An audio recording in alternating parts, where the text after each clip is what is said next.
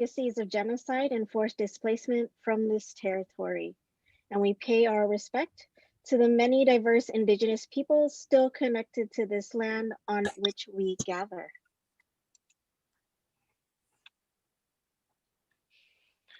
Thank you, Michelle. Good evening. I'm Don Linebaugh, Dean of the school, and on behalf of the University of Maryland's Historic Preservation Program and the entire faculty of the School of Architecture, Planning, and Preservation, I would like to welcome you to the Spring 2020 Marvin Breckinridge Patterson Lecture. The title tonight, Contested and Reclaimed, the Allen Hendershott Eaton Collection and the Art and Artifacts of Japanese American World War II Incarceration. It's a pleasure to be here with you this evening, and we are so happy to have such a wonderful virtual audience join us tonight. Let me begin by welcoming our speakers to the school. They'll be introduced in a few minutes, and to our community.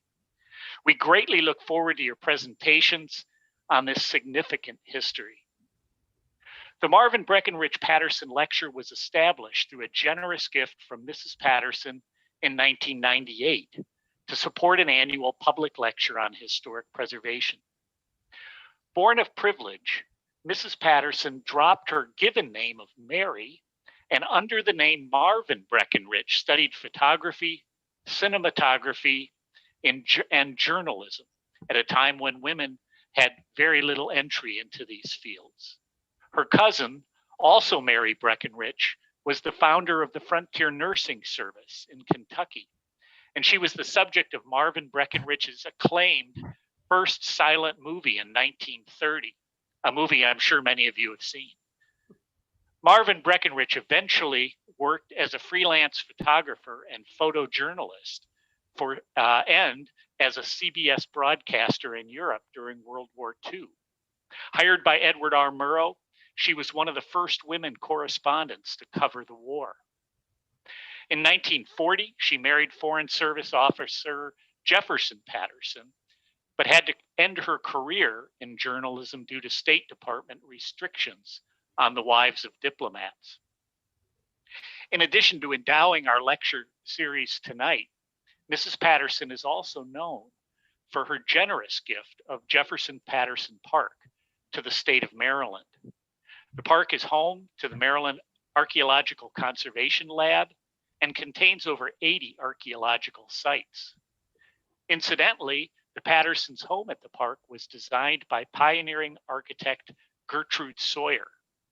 Employed in the Washington, D.C. office of architect Horace Peasley, Ms. Sawyer was hired by Jefferson Patterson in 1932 to design the residence and farm buildings for Point Farm. Her design work eventually included 26 buildings, including their elegant colonial revival home. It's now my great pleasure and honor to introduce Dr. Dennis Pogue, Director of the Historic Preservation Program here at Maryland. Dennis, take it away, please. Hello, everyone, and welcome to this year's Patterson Lecture. It's a great pleasure to be with you all and to see so many attentive faces on my screen. Thank you, Don, for those kind words and for your support of the UMD Historic Preservation Program, both in your former role as program director and for the last 3 years as dean. By the way, did you notice how happy Don seemed? It might have something to do with his impending departure from the deanship, his return to full-time teaching. Welcome back, Don. Thank you. For more than 20 years, the Patterson Lecture has been the most prominent public event of the UMD HISP calendar, and we're pleased once again to have such a timely and important topic to share with you today. Today's panel presentation follows in the footsteps of the two-day symposium we hosted in January, entitled Recentering the Margins, which was devoted to exploring inequities in the representation of communities of color in all areas of the historic preservation field. 30 scholars working all across the country, representing the academy, nonprofits, federal, state, and local governments, and grassroots community advocacy, zoomed together to present powerful stories from their work, as well as helped us to envision a more diverse and inclusive future for the field. I'm also proud to mention that this is the third year in a row that we have focused the Patterson Lecture on questions related to preserving and celebrating the history of America's underrepresented communities. It was 2 years ago that Dr. Sarah Gould, the community activist and museum director in San Antonio, Texas, shared with us about her ongoing work to position historic preservation as an instrument to promote social justice. She's a leader in the group Latinos and Heritage Conservation, where she advocates for increasing the representation of Latino heritage in our national story and strives to foster the commitment of the Latino community to working within the field of historic preservation. Last year, we were honored to hear Dr. Robert Stanton reflect on his groundbreaking 50-year career in the National Park Service, which concluded with his appointment as the only African-American so far to hold the position of director since the agency was established more than a century ago. The focus of his remarks was on the many ongoing efforts and challenges in living up to the responsibility of the Park Service to provide opportunities for all Americans, particularly our youth and diverse audiences, to connect with our nation's rich and diverse natural and cultural heritage. This evening, I'm excited to learn from our distinguished panelists about their efforts to preserve irreplaceable tangible expressions of the Japanese immigrant experience in America during the years of the Second World War. Their work in preserving these remains reminds us of the more monumental struggles of the original owners in facing the forces of xenophobia and oppression that so altered their lives, as well as of their remarkable accomplishments in overcoming those daunting hurdles. I'm sure that we'll all have much to ponder from these presentations. Sadly, I also want to remind that there's a second part to the Patterson program, as we will reconvene tomorrow via Zoom, beginning at 12 o'clock, for a workshop presented by the panelists on working with the Eaton collection. Registration is required, and we'll make that information available, I believe, via the chat function, or Michelle will tell me where. Sadly, I also need to mention that administrators with the university just sent out a message this afternoon to the TERP community, decrying the surge in anti-Asian sentiment that has occurred over the last year as a benighted response to the coronavirus pandemic. It's worth stating clearly that this woeful development is totally unacceptable. And we must all stand up in united support for our friends in the Asian and Asian American communities. My last responsibility here is to express our thanks to the talented group of individuals in the School of Architecture, Planning, and Preservation who did the heavy lifting to make this event happen. Fabian Gomez and TSC is performing the virtual magic. The communications team of Chris Anahosa, Yelena Dakovic, and Maggie Haslam were responsible for casting the publicity net far and wide. And Laura Stieg, HISP administrative assistant, held together all of the pieces. Finally, it was Dr. Michelle McGowan who conceived of the program, contacted all of the players, and guided the process that led us here tonight.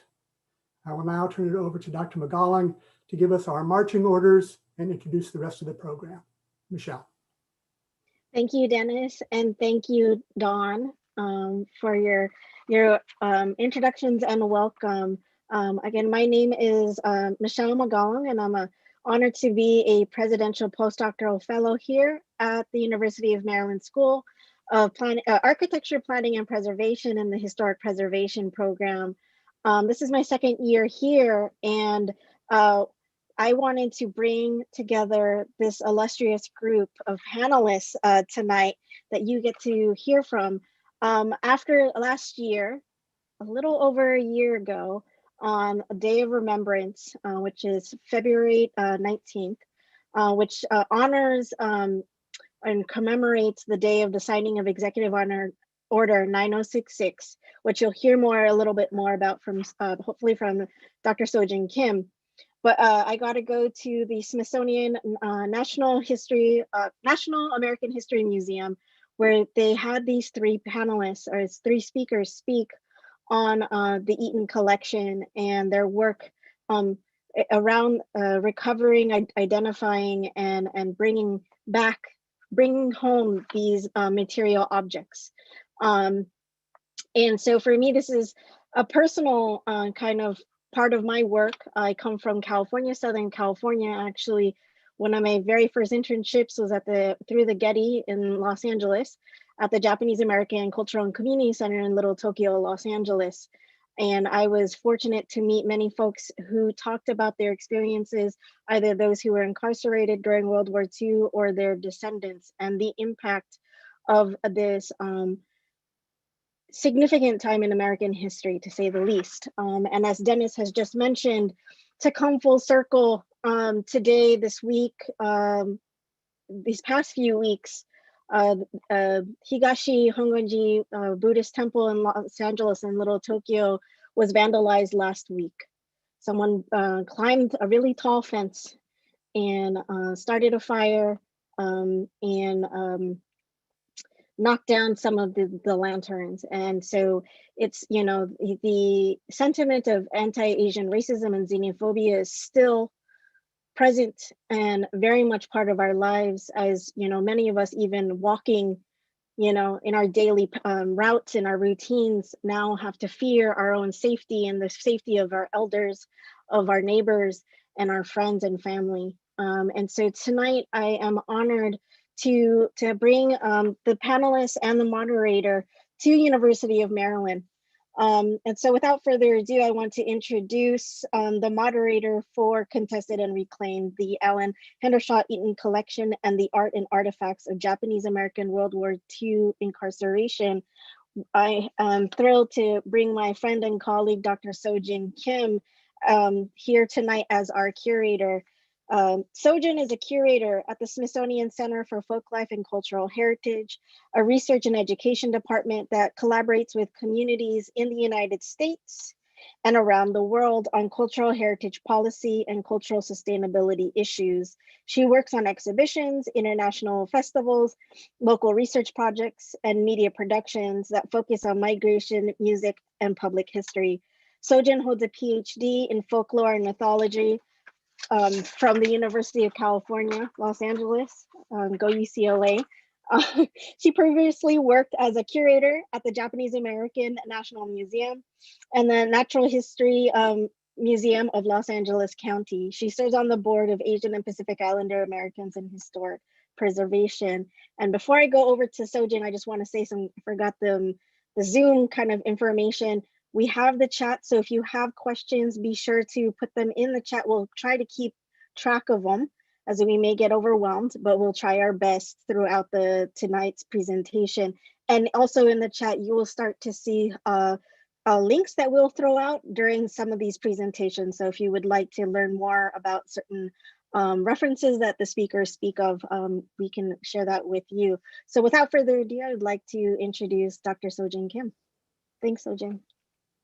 Thank you, Michelle. Hi, everyone. Good evening. Thank you to University of Maryland for really the existence of this annual lecture series, where it really sounds like you've been addressing such important issues in history. So it's fantastic to play a small part in today's discussion. It's really an honor for me to be able to introduce the featured speakers, all of whose work I admire so much.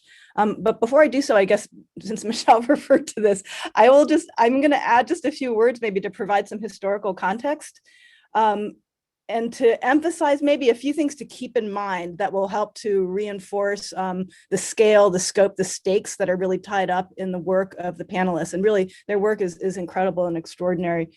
So Michelle mentioned the signing of the executive order. We are just a few weeks after February 19th, which is considered the Day of Remembrance among Japanese American communities. It marks the anniversary of when FDR signed Executive Order 9066, which basically enabled the removal of Japanese Americans from the West Coast and their confinement during the war. And so just some numbers maybe to think about in terms of human impact and scale. So during World War II, approximately 120,000 people of Japanese ancestry, mostly from the US West Coast, but also from Hawaii, also from Latin America, also from other parts of the mainland, were removed from their homes and then were incarcerated in camps organized by the US government. And these are people who were not tried in courts of law for any crime. They weren't accused of anything specifically. They were targeted simply for having Japanese ancestry at a time when the US was at war with Japan. And so this 120,000 includes Japanese immigrants, yes, but actually most of these people were American citizens. And it also included people of mixed racial ancestry. It also included, crazily, orphans, children who had no parents, but who were of Japanese ancestry, were removed from orphanages and confined in these camps, just to give you a sense of how complete this removal and exclusion process was. And to remove all these people and to confine them, this is a huge administrative and physical effort, which had a really big material footprint. Speaking of preservation and material culture, it entailed 16 assembly centers where people were held temporarily before they were moved out to the longer term sort of indefinite confinement spaces. So most people went from the assembly centers to one of 10 camps that were run by a federal agency, the War Relocation Authority. And these camps were constructed across Eastern California, Idaho, Colorado, Utah, Arizona, Wyoming, and then the camps furthest east were in Arkansas. There were 2 camps also in Arkansas. And so people are living in these camps where they cannot freely leave, come or go. They are under armed guard. They're living in crowded conditions. They're living in spaces that were constructed hastily, so they're not well insulated from extreme climate. And in addition to these 10 camps, there actually were other camps run by the Justice Department in New Mexico, in Texas, Montana, and North Dakota. But this is just to give you a sense of the scale. This is an enormous amount of effort and administration put into this. So what's the aftermath? You have camps that are active from 1942, and the last one closes in 1946 after essentially the Supreme Court says you can't hold American citizens against their will. And so people are permitted to return to their homes to the West Coast to leave the camps, and they're given $25 and a one-way ticket to essentially rebuild lives and communities that had been completely dismantled, completely destroyed. And so this is not, obviously it's not a smooth process. There's a lot of work, there's a lot of history that gets obscured, there's a lot of history that gets marginalized and then suppressed, right, deliberately, and because people are simply busy trying to survive and rebuild. So 1988, the Civil Liberties Act is signed, and this is a federal act that culminates years of activism as well as an investigation by a bipartisan federal commission, which concludes that this history, this incarceration of Japanese Americans was a result of, and this is a direct quote from the report, race prejudice, war hysteria, and a failure in leadership.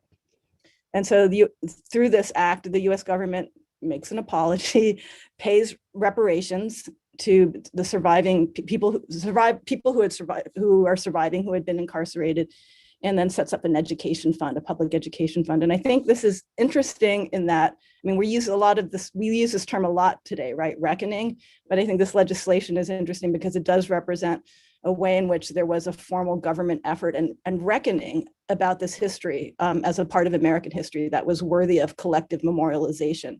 And so this session today, I think, is really important because it reflects how people, regular people and communities with direct personal connections to this history have themselves mobilized to come to terms with cultural and social stigma, right? Material losses, emotional and physical trauma as well. And so in the work of Shirley and in Nancy and in Clement, and then this network of stakeholders and collaborators who they have amazingly engaged, what they demonstrate is what agency looks like. Agency to define what preservation, what representation, what education around this history should look like. And I think I'm so excited to be here to introduce them. And I'm going to start off by introducing Shirley Higuchi, who's going to kick off this session. So Shirley is an attorney who leads up the legal advocacy office of the American Psychological Association. But for the purposes of this panel, she is the chair of the Heart Mountain Wyoming Foundation, which led the legal challenge to the auction that set off the collaboration that we're going to hear about in this session. So Shirley is based in DC. So in addition to her work with Heart Mountain, the site and the interpretive center out in Wyoming, she's also very active in the DC bar, in which she has held elected terms as president and on the board of governors. And she's served as well on the DC Judicial Tenures and Disabilities Commission and currently serves on the Federal Law Enforcement Nominating Commission appointed by Congresswoman Eleanor Holmes Norton. So Shirley, are you ready? Can I turn it over to you? Can everyone hear me? I think the first thing that we're going to do is actually show an intro film that we made that's associated to a book that I just published, Setsuko's Secret, Heart Mountain and the Legacy of the Japanese American Incarceration, which is sort of weaved into this film, but also would be weaved in my discussion afterwards. So I'm wondering whether, Michelle, you're able to go ahead and run that film clip. Yes. All right, I will start it now.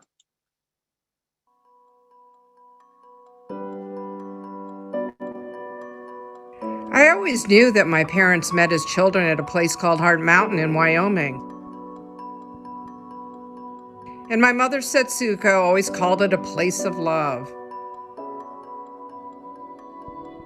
It was only after she died, however, that I learned the truth.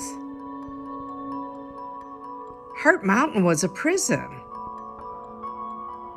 14,000 Japanese Americans were incarcerated there during World War II for the crime of looking like the enemy. Setsuko's Secret is my attempt to understand the lives of my family, myself, in the complicated history of the Japanese American experience. Both sets of my grandparents immigrated from Japan. The Higuchis came first, arriving in 1915 from Saga, on the southern island of Kyushu. They started farming in Santa Clara County, California. My mother's parents, the Saitos, came in 1918 and in 1923. They lived in San Francisco's Japantown and opened a store. Life in California was hard for Japanese Americans. State law banned immigrants from owning land, and Caucasian neighbors often resented their success. The children of immigrants called the Nisei had to work extra hard to prove they were loyal Americans. Despite hardships, many Japanese Americans found the good life and made their way in society. Some became professionals and owned their own home, and others excelled in college. But then came December 7th, 1941. After Pearl Harbor, wartime hysteria and racism intensified towards Japanese immigrants and Japanese American citizens. They called them spies or saboteurs, despite the lack of evidence. Then on February 19, 1942, President Franklin Roosevelt signed Executive Order 9066, which allowed the military to ban Japanese Americans from the West Coast. Census records told the government where to find Japanese Americans. Signs posted in neighborhoods said they had just days to pack and leave. They could only bring what they could carry.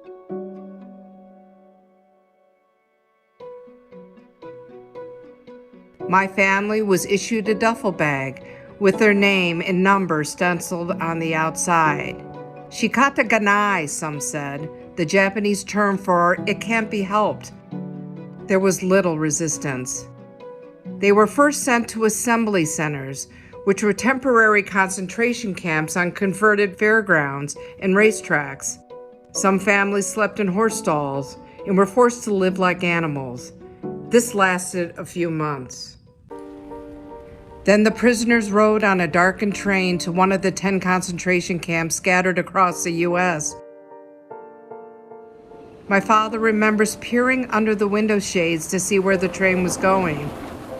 My family was sent to Heart Mountain Relocation Center in Wyoming.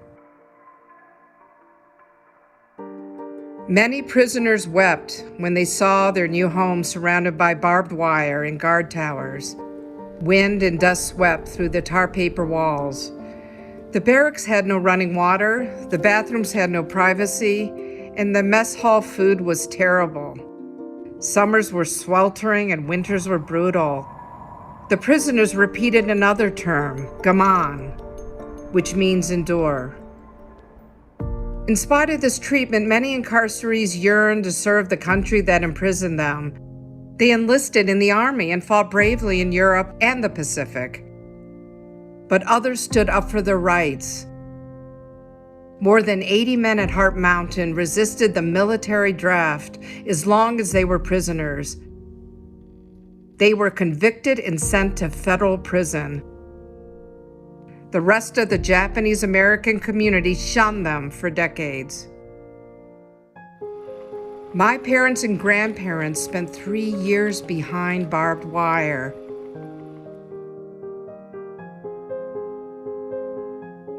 After the war, they, along with many others in the community, wanted to put the shame and the rejection behind them. They never talked about it. My generation, called the Sansei, could not understand why. Only after my mother died did I realize the depth of her commitment to preserving the memory of the incarceration. She inspired me to understand this part of my family's history and my community's experience. Over the last decade, I've been committed to safeguarding against the racism and fear that drove the Japanese American incarceration. It was my mother, Setsuko, and her secret that taught me, and hopefully you, that we can never relax in the fight for justice.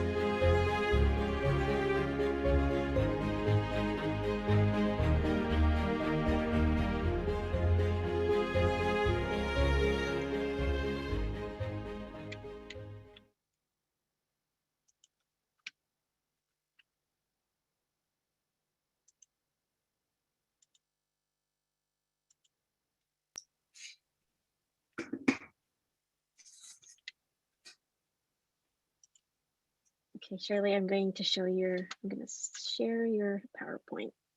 Okay, well, in the meantime, I'd like to thank Donald and Dennis and Michelle and the University of Maryland. And I also thank Sojin Kim for moderating. And I thought she did an excellent introduction that really boded well with that film clip that I just showed. So basically, my role, I'm a lawyer. I'm also chair of the Heart Mountain Wyoming Foundation. And you can go to the next slide, Michelle, was to really bring the legal theory behind this case. But just a little bit of background, and we'll skip through these pretty quickly, but this gives you a sense of where Heart Mountain incarceration site was located at Heart Mountain. There were 10 other camps, major camps that were scattered throughout the inland from California.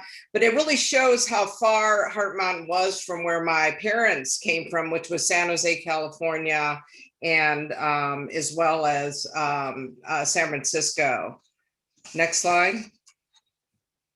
So as I mentioned earlier, my parents were incarcerated at Heart Mountain. They were there roughly between 1942 and 45. And during that time period that Heart Mountain was open and operating, about 14,000 prisoners had passed through that time period. Next. And one of the stories that really came to fruition through my research and working with Heart Mountain was a couple, Estelle and Arthur Ichigo.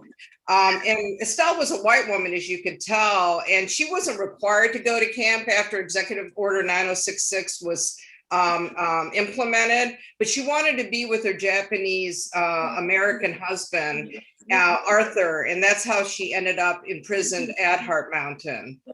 Next. That had been wrecked, so we use that. I think there's a little bit of feedback, but I'll press on.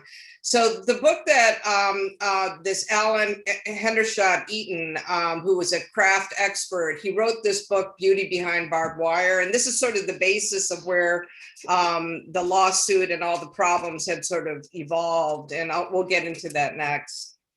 Next. And so what happened was, I really first appreciated and learned about the auction, the public auction, where these oil paintings as well as other artifacts were heading to public auction. And it was a really nice article that sort of explained a lot what was happening in the New York Times. And I was outraged in many ways that it was going to public auction because I felt that a lot of these artifacts were really built on the backs of prisoners that were forcibly removed from California. So the idea that there was a public sale of these artifacts really, really raised a lot of anger within the Heart Mountain community. Next. And here's one of the watercolors. There were 14 Ichigo paintings that were in the Eaton collection, and there were beautiful watercolors. And what we really loved about Esther Ichigo's work was the fact that she really didn't depict this in a kind of a artificial way. If you look at a lot of the war relocation photos, they have these happy smiling faces, which was something that was really pretty much forced by the government to do. And so what's important about Esther Ichigo's work, it's sort of an artifact that at the original site of where a very traumatic event had occurred. So it was important for us to really preserve the negative depiction of the work that Esther had done. This would really shows one of them. And if you want to go to the next one, Michelle, I think there's a couple of different ones here. A gathering outside the barracks that shows one actually being built here in front of them. And then if you take a peek at the next photograph or the next drawing, it just shows sort of the rugged terrain, the wind and the rain that she really recorded. So why don't we go to the next slide, and I'll talk a little about the legal advocacy, and my colleague Nancy Yukai will be talking about the social media and grassroots advocacy. But essentially what happened was, after I found out about the lawsuit in the New York Times, we tried to play the nice approach. And we reached out to the Rago Arts to halt the auction and to donate the items, which I know is a far stretch. But the whole thing from a legal strategy is that you try to eliminate, you go through all the motions of eliminating all the possibilities, and then you always do legal remedies and lawsuits as a last resort. So basically on April 9th, the auction house rejected our request to please halt the auction.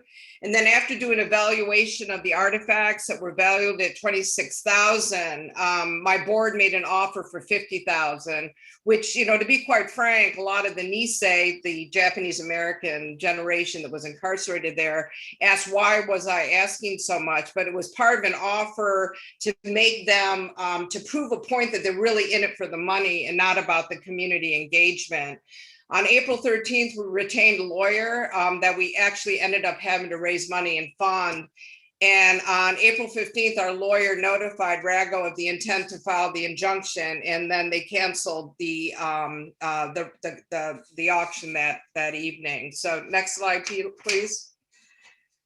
And basically, I know this is a little complicated, but I think it's really important for the audience to understand how is it that a foundation based in Wyoming, and we do have a world-class museum there now sitting at that spot, with former incarcerees and their children like myself as board members, how do we have jurisdiction to file a lawsuit or file an injunction? And it was basically on the theory that when Eaton received those artifacts, and a lot of folks tried to pay him money, but, you know, or he was planning on trying to pay some money for them, they refused it. And we saw that as more or less a conditional gift. In other words, Eaton received those artifacts under the condition that he would use it for public purposes. So if the Japanese American incarcerees who created that artwork had a voice in this, many of them were dead, they would say, wait a minute, we don't want our artwork to go to a public auction to the highest bidder. We really did this. We gave this these artifacts to Eaton for educational purposes. And in fact, Eaton said that he was going to put on a public exhibition that never came to fruition. And so it was the consideration, the fact that the consideration was destroyed when Eaton's family transferred the artifacts to the then current owner. It wasn't the Eaton family that had them, but it was also the breach of the promise that he would take those gifts and use them for public interest. So this is something where a community could come together by using legal theories to preserve artifacts and preserve what's important to a community. Next slide. So, luckily this story has a very happy ending. And that ending is that the Japanese Americans who were incarcerated, the Nisei, they were called the Quiet Americans. And the fracturing of the community and scattering a lot of the prisoners throughout the United States really corrupted, I think, the Japanese American community. It broke them up. They lost family members. They lost connections with the community. So I guess from a therapeutic process, it was empowering that the Japanese American community came together to save this artwork. And George Takei, the famous actor who played Sulu in Star Trek, represented the Japanese American National Museum in that negotiation. And board chair Norman Mineta and CEO of JANM helped devise a plan to carry this throughout the country to share with all the Japanese American constituents, which Clement will talk about later on. So the power of this is the power of place, that we now have currently 12 watercolors at the Interpretive Center. And it really allowed us to take the work that Estelle did and what she produced at the camp and bring it to the home, Heart Mountain home, where her ashes were scattered.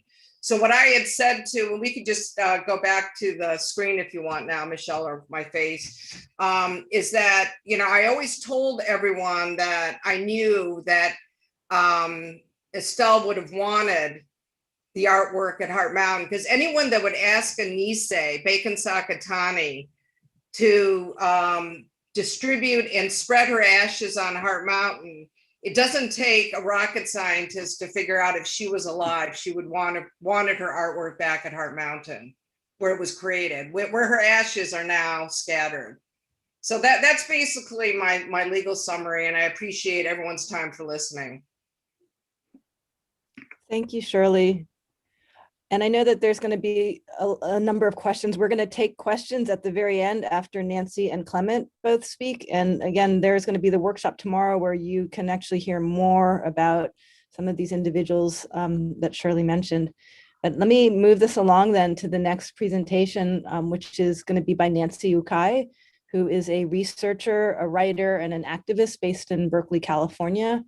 She is the project director of the website 50 Objects /stories, the American Japanese incarceration, and we'll put that link up into the chat so that you can explore the website. She's also one of the co-founders and organizers for Tsuru for Solidarity, a national direct action project led by Japanese American social justice activists who have been protesting migrant detentions and deportations. And Nancy played a key role in mobilizing public response to the auction, largely through social media. And then the research that she has been doing into the provenance of these objects that ended up in the auction has been extremely revelatory. And I know she's going to share some of this with you. Nancy, are you ready?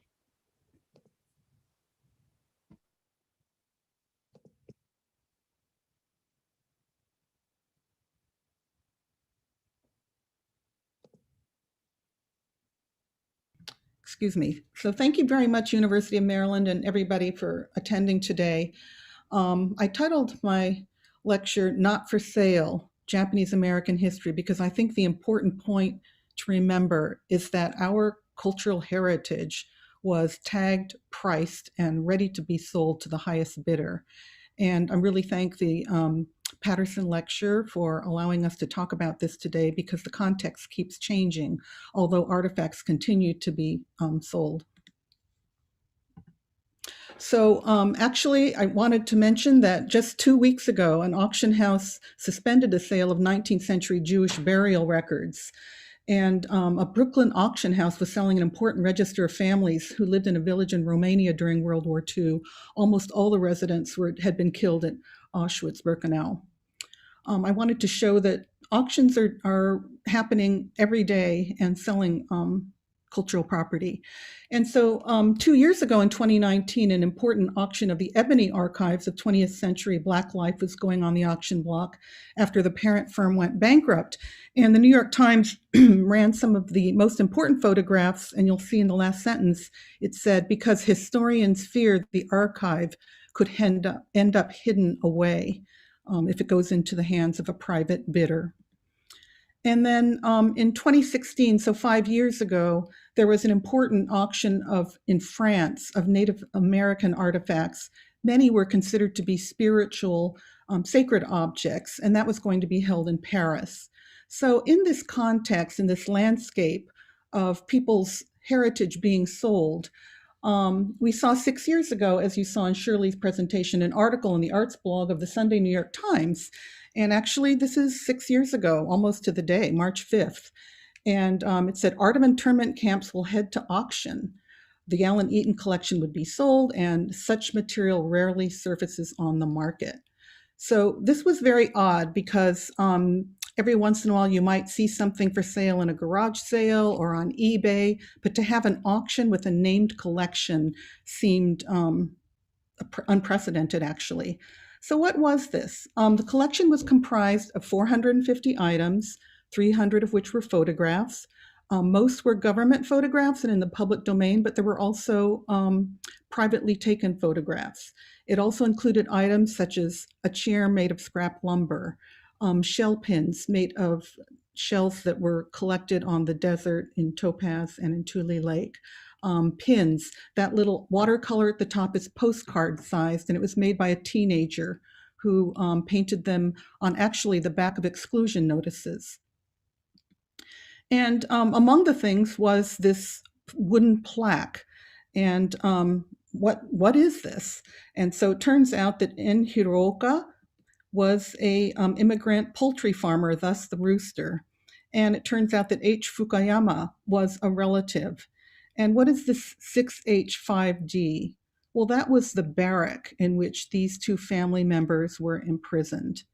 And it was actually a name plaque that you would hang on the outside of your barrack. And there it is in lot 1244. What struck many of us was that it was described as Asian decorative art, and the provenance was given as Private Collection, Connecticut. And so, first of all, the idea that this is decorative art was offensive and wrong because it's prison art. And the provenance was not Greenwich, Connecticut, actually. We knew was the inside of barbed wire camps. So I'm going to just briefly skate through some of these slides to give a little context on why artifacts are important and why the artifacts that were going to be sold to the highest bidder in the Eaton auction were so important, because there aren't that many left. So as you know, and we talked about this, Franklin Roosevelt signed Executive Order 9066 about 9 weeks after Pearl Harbor, and that led to the incarceration of 120,000 Japanese Americans.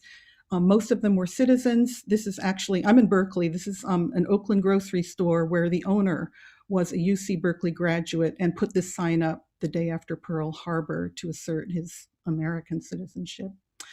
And the exclusion zone was set up along the West Coast by 9066, and these green triangles show where preliminary detention camps, concentration camps, were created out of racetracks and fairgrounds. Later on, there were many dozens of confinement sites, but the ones that we most know about are these quote-unquote assembly centers along the coast, which were preliminary and where people stayed for 3 or 4 months before being transferred to the 10 WRA camps shown by the orange circles and the blue circles. I made the ones in orange to show where Allen Eaton, who we'll be talking about in more detail in a minute, visited in 1945 before the camps closed to collect artifacts. And Topaz is the one where my family was incarcerated. They were in the Oakland and Berkeley in the San Francisco Bay Area. They were sent to Tanforan and then 800 miles away to Topaz. And the pictures below are my relatives. There are more than a dozen who were incarcerated. And recently I learned that I have a half-brother who died at childbirth at Topaz. And I only recently was told about this by someone who's researching death records. So the racism was just wallpapered in the media. This editorial cartoon on the left shows how, actually was collected by somebody in my parents' camp, and he kept a scrapbook. And it shows supposedly how most of the quote unquote Japs in the relocation centers keep their fingers crossed when they pledge allegiance to the American flag. And it's too difficult to tell a good Jap from a bad Jap to ever take a chance on allowing these enemies freedom anywhere. And on the right-hand side, you know, Dr. Seuss has been in the news recently, a similar type of ugly stereotyped drawing of Japanese Americans waiting for the signal from home and to become spies. So people really didn't have time to save things. Things had to be sold, packed up, arranged for very quickly. Yoshiko Uchida, who was a Cal student in Berkeley at the time, wrote, "We sold things we should have kept, and we packed away foolish trifles that should have been discarded. Photographs were burned, things were buried, dolls were thrown away." And then people were shipped to the interior camps. This is the Topaz camp in Utah. And interestingly, you can actually go to Google Maps and see the footprint of these camps on Google Maps. So when people got to these barracks, very bare, poorly built, no running water, no bathrooms, no cooking facilities. People had to make their own furniture and were taking scrap lumber. And so this is related to what we're going to be talking about. Here is a man who has created a name plaque for his barrack.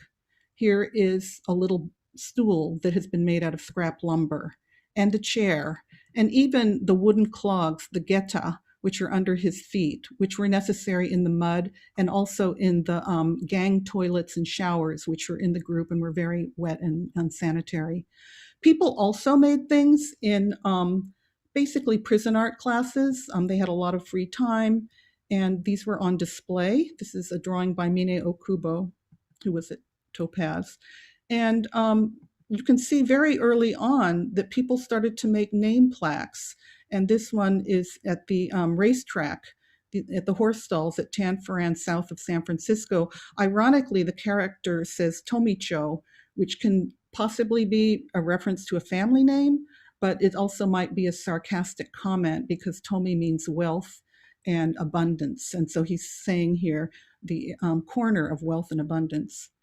Even toothbrushes, anything was used to make things. Here's a ring that's in the collection of the Eastern California Museum near Manzanar. Paper flowers were made for funerals, but also, as you can see, were used to decorate this barrack and a class. And, young Nisei, some volunteered, most were drafted, and as Shirley mentioned, there were also resistors who refused to be taken away to the military unless their families were freed. So here we come to Allen Eaton, who was actually born around the time some of our immigrant grandparents were born. And he was an acknowledged folk art scholar. At the time of World War II, he was working as a researcher at the Sage Foundation in New York City. And so he was quite interested. He learned about folk art being created in the camps. And at first he thought he wanted to create a display for people of immigrant art and circulate it. But then when he realized that folk art was being created in the camps, he decided to make a record and also a collection. So in 1945, as they were closing, he went to 5 of the camps. And in that book, which Shirley also referenced, which was published 10 years after Executive Order 9066 was signed by President Roosevelt, he wrote in the book that when he met people at the camps, they offered to give me things to the point of embarrassment, but not to sell them. And this became a rallying cry for people who opposed the auction, because it was felt that not only was auctioning the things a violation of the trust of the donors who gave him things, but also of his own wishes. So the New York Times article was March 5th, and then the online catalog came online about 2 or 3 weeks later.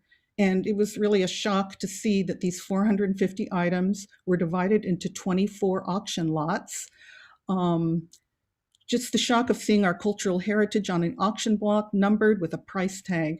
And someone said having to pay to get it back and compete against others was like paying a ransom.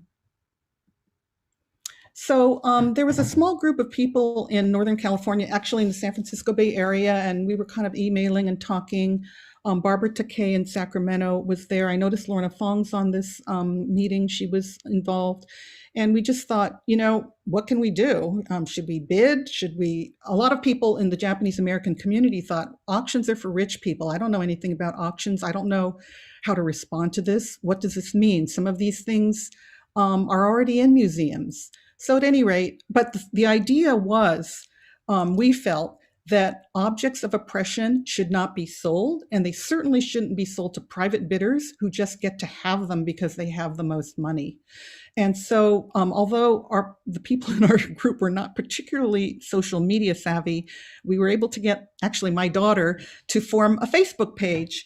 And that was launched on April 8th, a week before the auction was to take place. We hadn't met Shirley Higuchi and the Heart Mountain Wyoming Foundation yet, and a change.org petition was formed.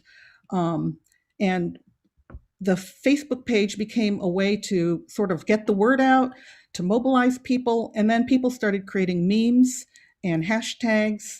Torrego auctions, I am worth $800, because that was what the estimate was for the photographs. I don't always sell historical items at auction, but when I do, I make sure it exploits the suffering of US concentration camp survivors for profit, that beer commercial.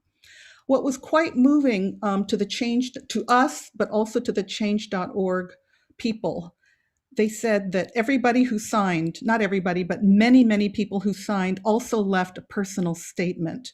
There are thousands of these statements saying why these things should not be sold. My aunt's picture is one of the items up for auction. The items should be donated to a museum. My parents lost everything they owned and worked for. They never spoke about their imprisonment because they wanted to forget and put it behind them. The people who lived through this may not be around much longer, and this will help keep their story alive. To sell it to the highest bidder means you are allowing parts of history to be separated and hidden away. There were also people from all over the world, social media, who wrote in. So one of the issues was art gets sold on auction all the time. What's wrong with Asian artwork being sold? And so an educational process of saying that, just if you frame these things as art, it makes it easier to commodify them and say, art gets sold all the time. Beauty can be used to mask a tragic history. It can aestheticize the history. And so we had to really talk about the fact that these things were ways to channel into personal histories and to tragic family histories and to things that hadn't been really talked about openly before. Furthermore, calling it Asian artworks totally orientalized the whole thing, and these were American things. So a Buddhist priest, Bob Oshta in Sacramento, wrote, "The drawings, paintings, photographs, and crafts created by those of Japanese American ancestry imprisoned during World War II are not pieces meant to decorate a private collection. They are deep and quiet expressions of the hope and despair felt by people enduring the sting of racism, hatred, and fear. What you are planning to sell should be part of our shared social conscience and not viewed as simply art for decoration." So the Facebook page became a way to collect people's voices, and I'm sure many of you on this call were part of that. So Heart Mountain, as Shirley explained, led a very important legal action, which I think changed the course of the auction. And 2 days before everything was going to happen on Friday, April 17th, it was canceled, and the cancellation made the front page of the New York Times. I mean, it was really a landmark event. So the items eventually all were acquired by the Japanese American National Museum, and the work of documenting, tracing the ownership, the genealogies, trying to acquire the histories while people were still alive began. And what I've been doing, and I'm working as a consultant for the Japanese American National Museum, is trying to trace the object, where it came from, and look at the family histories as much as we can. It's very difficult, but in some cases you'll meet people who are, though not directly related to that particular artifact, are familiar with it. And this is a person in Watsonville who was able to talk about this type of root which was used in Rower. And we've been able to identify many immigrant families and their children and their grandchildren who either have direct knowledge of these artifacts or have at least family records. And some of them were children at the time, and now in their 70s and 80s and even 90s, who can inform us more about the history of these things and humanize this history so that we're not just thinking of our history as pretty crafts, but as embodying the ghosts of this history, which you feel when you go back to the places and also when you handle these objects. So tomorrow I will be talking a little bit more in the workshop about three particular things. The chair, which was something Eaton really had his eye on. The nameplates at the barracks, which I think are very important. I mean, we're essentially saying, I'm not a number, say my name. These, I think, are very important genealogical objects, but also assertions of identity. And then the Esther Ichigo painting.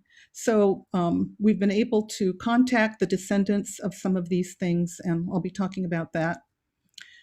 Eventually, it led to my getting involved with a website history project called 50 Objects, where we trace the history of 50 artifacts. We're now on number 20, and I invite you to join. And then what happened to the auctions I brought up originally? So with the Jewish registry, that was saved thanks to the Jewish community in Romania and also the Jewish Restitution organization.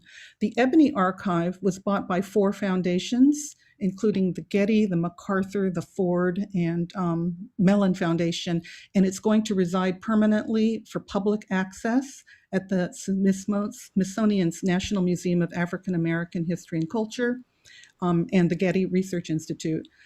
Very sadly, the auction of Native American artifacts, which was held in Paris, went on. The laws that we have in this country, which prohibit the sale of sacred Native American artifacts, do not apply abroad. And so I think one of the things that we can think about going forward is that the discovery of these documents, which was written about in this article about the Judaica, which was almost auctioned in Brooklyn a few weeks ago, is symbolic of a wider challenge. How do we make sure these pieces of history do not get traded?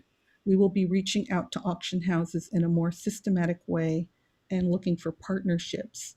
But in addition, I think our own increased awareness as people and communities and people who have a strong sense of the ethics of the importance of not selling these things, which should not have a price and which should not be commodified and should reside in museums and places where people can learn from them and treasure what they represent. Thank you. Thank you so much, Nancy. And again, please look in the chat where you can see links to some of the work and efforts that Nancy has just referred to. And then there's also, again, in the chat, the registration link for tomorrow's workshop. So the final speaker, who I'm happy to introduce, is Clement Hanami, who is the VP of Exhibitions and the Art Director at the Japanese American National Museum in Los Angeles. And so in addition to being the museum that now has the collection that we are talking about, this museum also stewards the largest and really what's an unparalleled collection of material culture, art, and media that documents Japanese American history and culture. So Clement wears a lot of hats. He's also a curator, he's a mentor, he's an educator, he's a jack of all trades. He's also an artist with a very community and regional place-centered practice, who has done commissions for his home neighborhood of East LA, as well as in Little Tokyo, the historic neighborhood where the museum is located. But as far as the collection we're talking about today, Clement has been tirelessly working with different stakeholders to ensure that the collection is both responsibly preserved, but also readily accessible. So Clement, are you ready? I'm ready. Can you hear me? All yours, you sound good. Well, I'm always so grateful when I come to these programs because of people like Nancy and Shirley and all the Japanese American confinement site group, because it's only because of their work that the museum is able to even think about being able to work on this project. So I'm just grateful. Just hearing Nancy and Shirley talk about what they had done is inspiring, and it puts a lot of, it really makes our work even more vital, because we have to live up to the standards of these people who have worked so hard. It's amazing. So this is just sort of talks a little bit about what our museum is. It's over 100,000 square feet of building. It's in 3 buildings. It's in Little Tokyo, historic Little Tokyo. And like Sojin said, it sort of spans the Japanese American experience from 1885 to the present. But the camp story is very integral to the whole thing. So once the collection did come to us, because we were able to get donors who were very interested in working with the All Camp Consortium and becoming a site that could sort of bring the expertise of sort of conserving the collection. And so that was one of the first things that we embarked on, was just to clean and stabilize, catalog all the information for the artifacts. And it's interesting to see that a lot of the objects were not in the book. They were just things, like Shirley had mentioned, that he collected, and he would later then edit to put into a book. We also started to research objects as best we could, but we knew that the Facebook page, History Not for Sale, that Nancy and her group had started, was already full of leads to all different places. It was an incredibly brilliant idea to use the Facebook page and to ask people to like, to share, to comment, to find, to crowdsource, to really find ways to connect these objects with different people. And so those are kind of the first 2 things are very typical, I think, of what a museum would think to do. But we also felt an obligation in working with all of these groups because, again, like I had mentioned earlier, they had done so much to actually keep this collection together. It would have been terrible if this thing had gone to auction and just spread out all over the United States. You'd never be able to get the context back together. And so, working with the Hard Mountain Wyoming Foundation, one of the things we wanted to do was work with Shirley and her group, Dakota Russell, and the rest of their crew, to figure out how could we make these kind of things happen. It's not very traditional for a museum to do long-term loans. So we do a lot of short-term loans for a long time, I guess you could say. But we're working with them. Dakota at Hard Mountain is so supportive. He takes great care for these artifacts. He keeps the majority of them in dark storage so that they're never exposed to light. And they do a rotation annually to ensure that these works can be preserved for posterity. When we ship them to Hard Mountain, we actually put them into microclimate chambers. So even the frames are very, with the intent of this going from a California environment, which is like a 50% humidity, going to a Wyoming environment, which is like 20% humidity, and thinking of everything is for the care and preservation of the artwork, but also this idea of shared legacy and access for the community. So, and then finally, one of the things we started to think about was, much of what Nancy had done was inspiring and how she was able to crowdsource. But we thought, why don't we take these collections to places where, we know that a lot of the people that might help us identify these things are far too old to come to Los Angeles to see these things. So maybe we could travel these collections to places like Hard Mountain, to Minidoka, to places where they have annual pilgrimages, and put these artifacts in front of those people to see if they can help us identify them on the road. And so that is one of the things we did. We actually traveled this to 15 sites. We did pop-ups. A lot of the paperwork we did in travel, we did digital replications and put them into folders. And, I'm pleased to say that we were probably able to we got a lot of leads, but we often found really good stories at each location we went to. This is just a picture of the collection at the museum. As we were working on the conservation and stuff, we also wanted to figure out how we could travel this.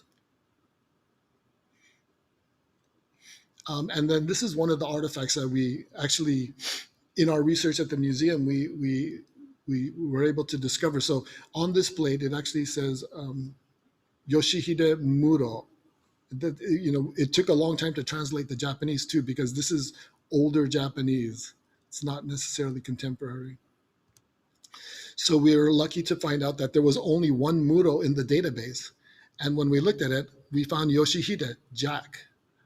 And so the name rung a bell, and it is somebody that we actually had in our collection already, the Jack Muro collection of photographs. He was known as the underground photographer of Amachi.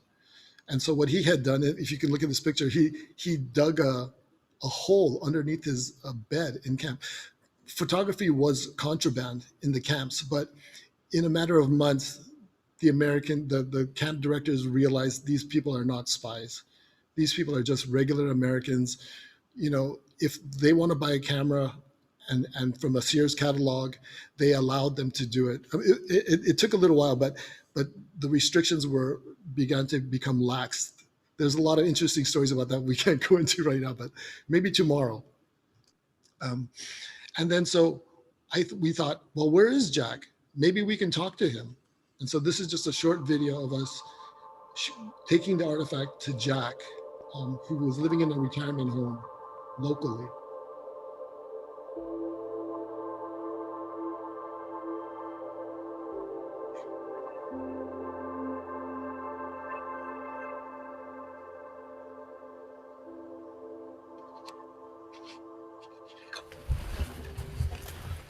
So I just want you to look at this.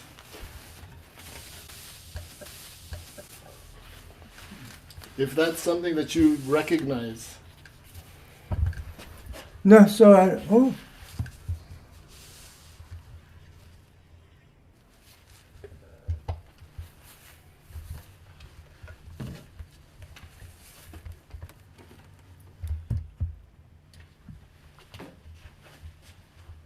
that's my Muro.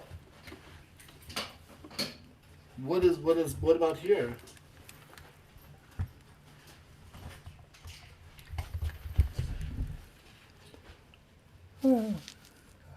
I haven't done it for a long time, but that looks like my name. That's great. Okay, that looks like your name? Yeah. Do you remember that? Yoshihide, isn't it? Yeah. Do you remember that? No, I don't. So do you remember your father? Did he used to cut a lot of wood things? Yeah, he did, but I was down in the cellar with my photograph, and he's up. I don't know what he was. He was in the police department, Right. and they got nothing else to do. They do that at the station, I guess, not at the apartment. Like, why do you think he made this? I don't know. Looks like there's a nail hook on it, maybe for hanging over your bed or something. He never showed it to me or any. Did your father used to have a lot of wood hanging inside the barrack? No, he had they had what do you call it? Craft place where you do the craft. I think he left everything there. He never left in the home. I mean, No. In the barrack. Yeah. yeah. Do you remember what block or what barrack that was, where they kept everything?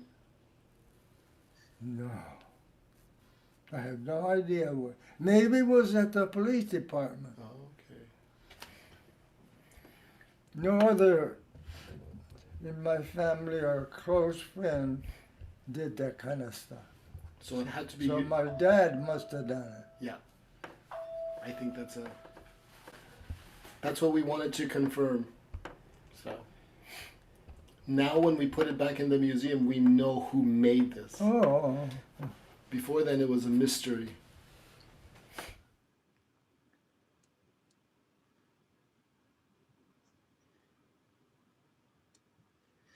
And so I just like to share that was one of the first discoveries that we made. And, you know, when they made crafts like that, you know, through the research that Nancy has done, we consistently see that a lot of times they would make these things in the mess halls.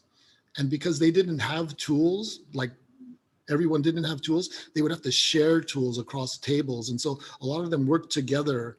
You know, it was a way to socialize. It was a way to share techniques, but it was also a way to grieve and talk about how, just being in camp and, you know, how this is just a way to pass time. And then they would leave them there so that it would become like and they would do shows inside the mess halls. Mess halls were barracks, but double wide. So there was just a lot more room, and they were only used during the 3 meals of the day. So the rest of the time they were open. And here's just a list of some of actually all of the locations that we went to, starting, you can see that we were trying to be very regional. So the first part is along the up and down the West Coast, where a lot of Japanese Americans, basically wherever we could find critical masses of Japanese Americans in major cities, as well as, and then we would go to events like obons, which are summer festivals, or to pilgrimages, or to Buddhist churches, any place that would have connections with a critical mass in those locations, so that we could then engage them during these, trying to get it in front of as many people. And then our last was February 19, 2020, that Sojin mentioned, or Michelle mentioned, at the National Museum of American History. And unfortunately, we know what happened the next month was this quarantine. So it's been in storage, and we're hopeful that we'll be able to travel to a few more sites so that we can continue the crowdsourcing and develop. We're also working on an exhibition based on sort of the research that Nancy has done. She's really the lead researcher. She does so much work and provided us with so much information. And then and I'm going to just show a really quick one. Or actually, I'm going to save this for tomorrow. Because I think people have a lot of questions, so. Okay. That's it, Clement. Okay, so Clement is urging you to register and attend tomorrow then, the workshop. Teaser. Thank you so much to Clement and Nancy and Shirley. There's great presentations, and I'm sure people have a ton of questions. And so I'm going to ask Laura and Michelle to help me figure out how to moderate this, but we can try two things. We have about 12 minutes for questions. And what we'll do is you can either post a question into the chat and we'll try to bring that to the attention of the panelists, or you can, if you look at the bottom of your screen on Zoom and you see the reactions button, if you push that and raise your hand, we can call on you, and then you can unmute and actually just speak, turn your video on and speak your question. So we can try both of those ways. Does that seem good? Michelle, Laura, how does that sound? Yes, and I invite folks, if they want to ask their question, and either way, if you're shy, it's okay if you type it in, or if you would like to speak. I know we have a wide variety of folks tuning in from both the East Coast to the West Coast and then everything in between. And I know we have students from our historic preservation program who I've asked from my class to prep questions for the speakers. So I know they have been looking at all the websites and some of the materials and articles written about this subject matter. And also I know we have some Japanese American elders I saw logged in too. So I just want to say hello to them. And so if they have any questions or comments that they would like to share with us as well. So I'm trying to scan the list to see if anyone raises their hand, and it could, maybe just unmute and just start talking. We can handle it. We will adapt if you have any questions. And I have a number of questions I would be excited to ask, but really we'd like to make sure that people get an opportunity to talk with these wonderful. I see Justin. All right, Justin. Justin. Yeah. Hi, I'm Justin Mohammadi. I'm an incoming historic preservation student for the master's program at the University of Maryland. This is a question for Shirley Higuchi. I was just wondering, you mentioned kind of a lack of a legal standard for many of these artifacts that were being sold in auctions and whatnot. What kind of standard could be created? Because I know it's very, very different for Native American artifacts. Could those laws possibly be carried over for Japanese American artifacts from internment camps as well? Or has that kind of standard not been created yet? Yeah, thanks for that question. I actually did a little bit of research on the Native American artifacts, and a lot of the remedies for that is actually federal law, and that guides that. There wasn't really anything in this particular instance with Japanese American incarceration artifacts that we were able to point to, except the traditional common law legal theory about consideration of gifts and contract law. So just to reemphasize, what Nancy had brought up earlier was that if you remembered her presentation, the incarcerees had no intention of taking money or wanting money to be involved in this. They were almost to the point of embarrassment, but they were willing to give it to him based on a theory that he would exhibit these artifacts, which he never did. So it's a traditional contract theory.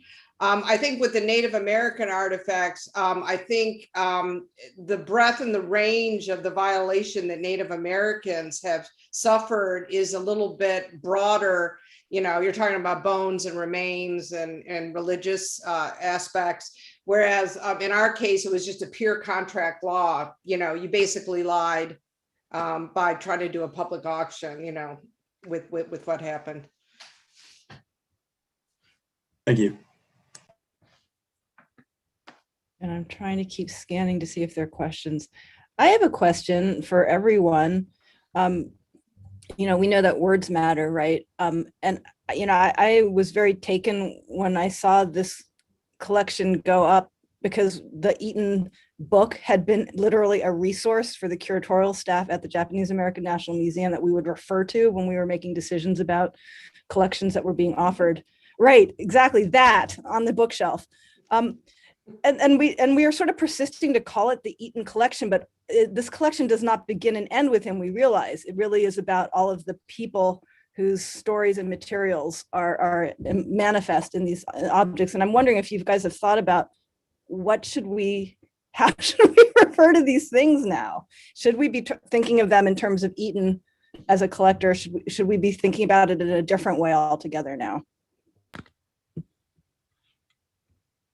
I think that's a great question, Sojin, because Eaton, by saying they're the Eaton objects, gives him ownership, credit, and he collected them, but he didn't catalog them. He didn't make any provisions for their dispersal after his death. He just handed them down to his two daughters, and then the second daughter sold them to a contractor who had worked on their house. So that's kind of a problematic background, to say the least. And I think the way that people now say the Elgin marbles, named after the guy who stole them from Greece, should be called the Parthenon marbles. And names matter, and who you attribute the ownership to is important. And so I think it's a good question. While you're unmiked, Nancy, there's a question for you. Someone wants to know, they hear you are halfway through your 50 objects and stories. Are you planning to go beyond the 50?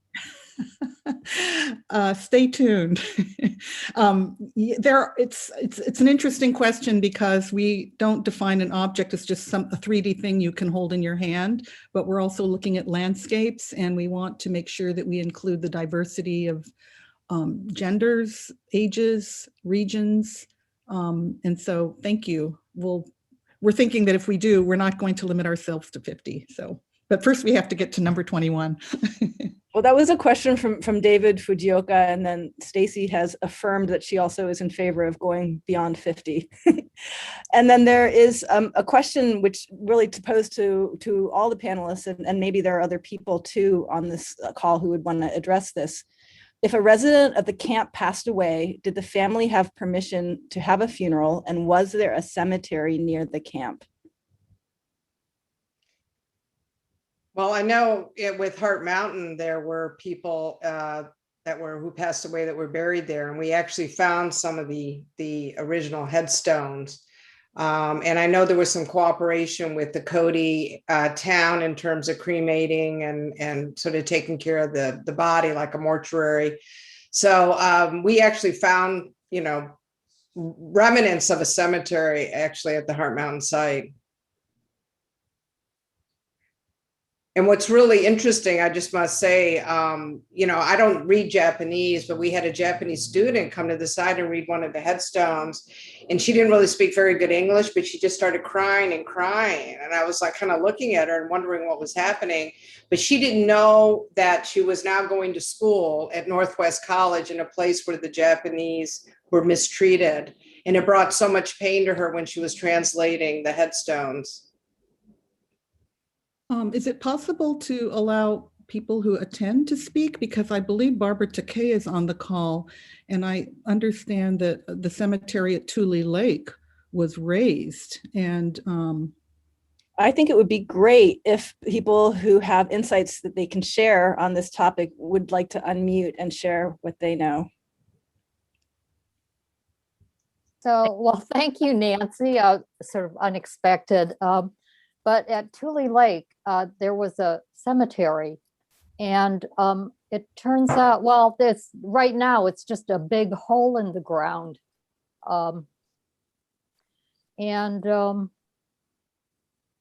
We were there with a group of people doing a teacher workshop, and the bus is sitting there with a bus full of Japanese Americans, and we said, well, the cemetery was dug up and we have no idea how this happened or why. And there was a homesteader on the bus with us, a white landowner, who said, oh, I think I can tell you something about that. And he told the story about how he and other homesteaders got out there with their bulldozers.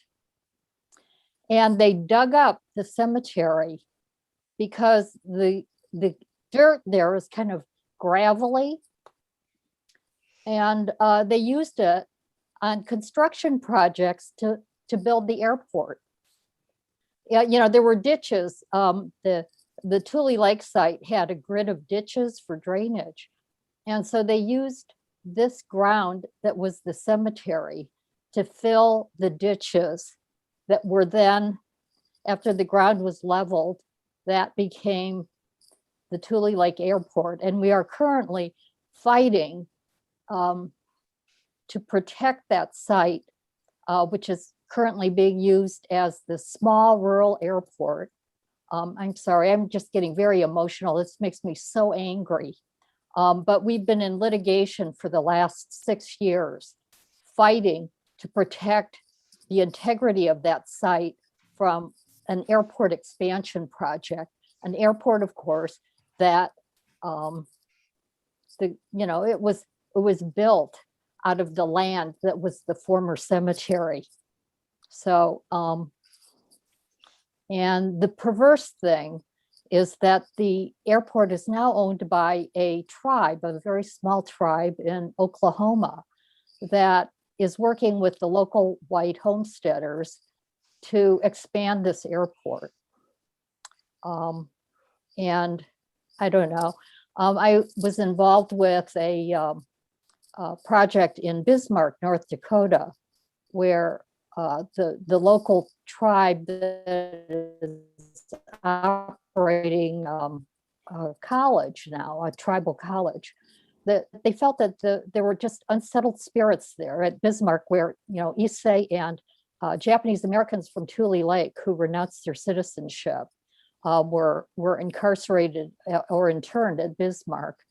And the tribes felt that there were so many unsettled spirits. And they wound up inviting Japanese Americans and to participate in a healing ceremony.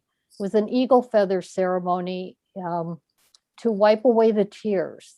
And it was such a moving experience, powerful spiritual experience, that I hope that someday that we'll be able to work with the tribe to do something similar. The tribe will acknowledge and recognize the pain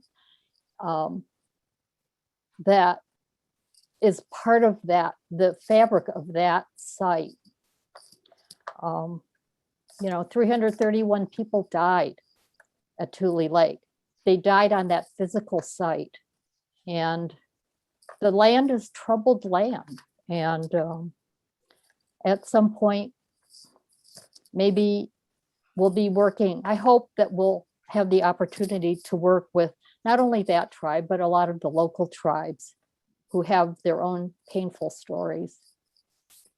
Thank you so much, Barbara, for sharing that. And really, we all wish the best outcome possible. We know also that this work takes time and it takes relationship building, and it doesn't happen overnight. There is a link to more information if people would like to take a look.